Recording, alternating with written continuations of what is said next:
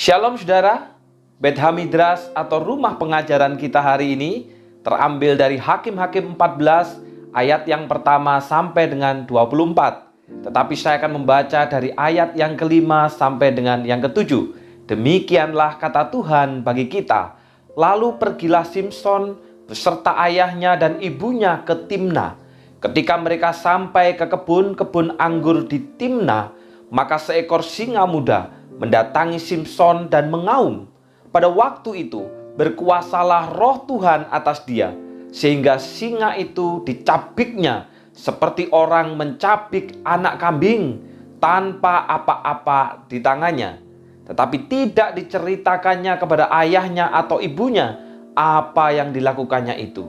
Maka pergilah ia ke sana lalu bercakap-cakap dengan perempuan itu, sebab Simson suka kepadanya.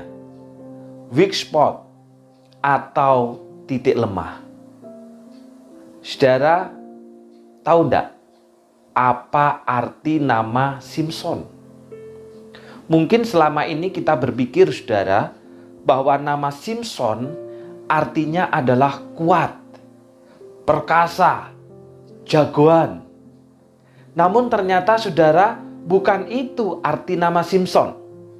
Nama Simson artinya adalah cahaya atau sinar matahari. Arti nama ini sangat bagus, saudara, karena orang tua Simson berharap supaya kelak Simson dapat menjadi cahaya bagi umat yang pada masa itu berada dalam kegelapan dan kejatuhan rohani. Karena itulah, saudara, sejak dari kandungan ibunya, Simson sudah ditentukan menjadi seorang nasir Allah, dan dia akan menjadi penyelamat umat Tuhan dari tangan orang Filistin. Nama artinya adalah cahaya atau sinar matahari. Harapan ini, saudara, bukan palsu, karena ketika Simson dewasa, dalam ayat yang ke-6 dikatakan, pada waktu itu berkuasalah roh Tuhan atas dia, sehingga singa itu dicabiknya seperti orang mencabik anak kambing tanpa apa-apa di tangannya. Saudara, Simson diberi kekuatan tidak seperti manusia pada umumnya. Umumnya ketika manusia berjumpa dengan seekor singa, saudara ya, bukan anak singa loh ya, seekor singa, maka pasti manusia itu yang akan dicabik-cabik. Saya pernah ingat, saudara, ketika pergi ke taman safari di Prigen, saudara, saya melihat singa itu betapa gede banget. Saya tidak bisa bayangin, kalau misalkan saya bertemu langsung, pasti saya yang akan dicabik-cabik. Namun dalam peristiwa ini, saudara, Simson yang justru mencabik-cabik singa itu, seperti orang mencabik anak kambing. Anak kambing loh, kambingnya aja bisa dicabik-cabik, ini anaknya. Artinya apa? Begitu gampang, begitu mudahnya. Dan kekuatan itu karena kuasa roh Tuhan. Sehingga, saudara, Simson ini menjadi harapan bagi umat untuk memperoleh kelepasan dari penjajahan orang Filistin. Namun demikian, saudara, Simson yang menjadi tumpuan harapan umat karena memiliki kekuatan yang hebat seperti limbat, bukan berarti tidak memiliki titik lemah, tidak memiliki weak spot. Apa titik lemah Simson? Ayat yang ke-17, selama 7 hari pesta itu, istri Simson menangis terus, dan karena ia terus merengek-rengek, maka pada hari yang ke-7, Simson memberitahukan arti teka-teki itu kepadanya. Saudara, pada 7 hari pesta pernikahannya, Simson memberikan teka-teki kepada teman-temannya. Dan sampai pada hari yang ketiga, saudara, tidak ada seorang pun dari temannya yang dapat menjawab teka-teki tersebut. Karena itu, saudara, teman-teman Simson menemui istrinya supaya membujuk Simson memberitahu arti dari teka-teki itu. Selama 7 hari pesta pernikahan, istri Simson terus menangis, saudara. Menangis terus. Dan karena ia terus merengek-rengek, maka pada hari yang ke-7, akhirnya Simson memberitahukan arti teka-teki itu kepadanya. Kemudian istrinya memberitahu jawaban teka-teki itu kepada teman-temannya. Nah, saudara, nampaknya hanya soal teka-teki. Namun sesungguhnya Simson yang kuat sesungguhnya sangat lemah terhadap rayuan dan tipu daya perempuan yang ia cintai.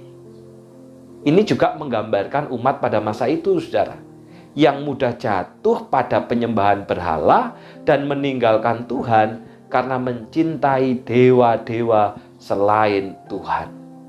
Titik lemah tersebut kelak akan menjadi jerat bagi hidup Simson. Saudara, sadar atau tidak, setiap kita pasti memiliki titik lemah. Titik lemah itu bisa jadi justru apa yang menjadi kekuatan kita. Tapi itu bisa jadi juga menjadi titik lemah kita, saudara. Apa yang kita cintai, itu bisa menjadi titik lemah. Dan dipakai iblis untuk menjatuhkan kita. Apabila kita mencintai pekerjaan lebih dari Tuhan, maka pekerjaan itu akan menjadi titik lemah kita. Apabila kita mencintai uang lebih dari Tuhan, maka uang itu akan menjadi titik lemah kita. Apabila kita mencintai kepandaian lebih dari Tuhan, kepandaian itulah titik lemah kita. Karena itu, saudara, cintailah Tuhan dengan segenap hatimu, jiwamu, dan akal budimu, supaya kita menang dari setiap titik lemah. Tuhan memberkati. Ku mau cinta Yesus selamanya. Ku mau cinta Yesus selamanya. Meskipun badai silih berganti dalam hidupku, ku tetap cinta Yesus selamanya. Ku mau cinta Yesus selamanya. Ku mau cinta Yesus selamanya. Meskipun badai silih berganti dalam hidupku, ku tetap cinta Yesus selamanya. Ya Bapa, Bapa, ini aku anakmu, layakkanlah seluruh hidupku. Ya Bapa, Bapa, ini aku anakmu, pakailah sesuai dengan rencanamu.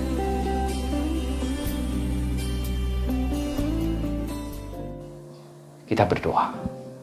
Bapa yang di surga, firman-Mu hari ini mengingatkan kepada kami, Tuhan, bahwa setiap kami memiliki titik lemah dalam hidup kami.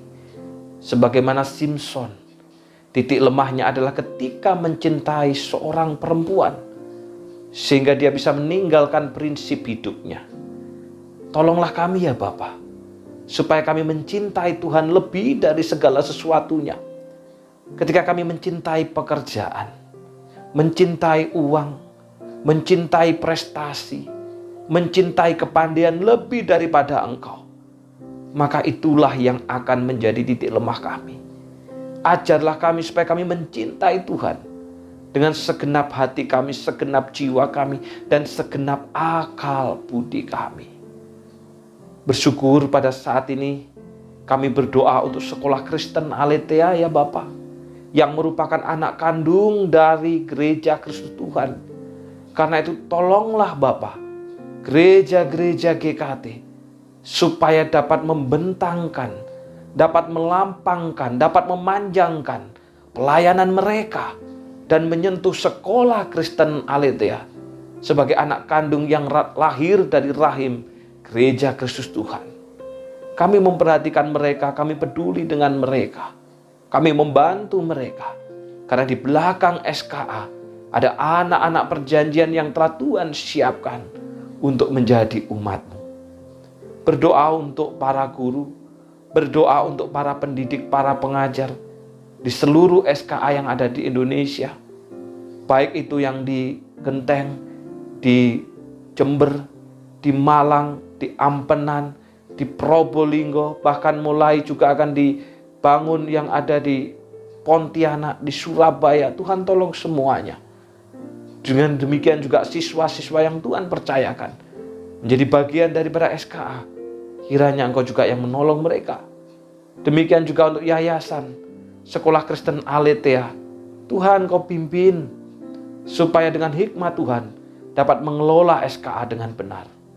Terima kasih Bapa, biarlah kami terus bertumbuh dan makin mencintai Tuhan. Dalam nama Tuhan Yesus kami dah berdoa. Amin. Tuhan memberkati.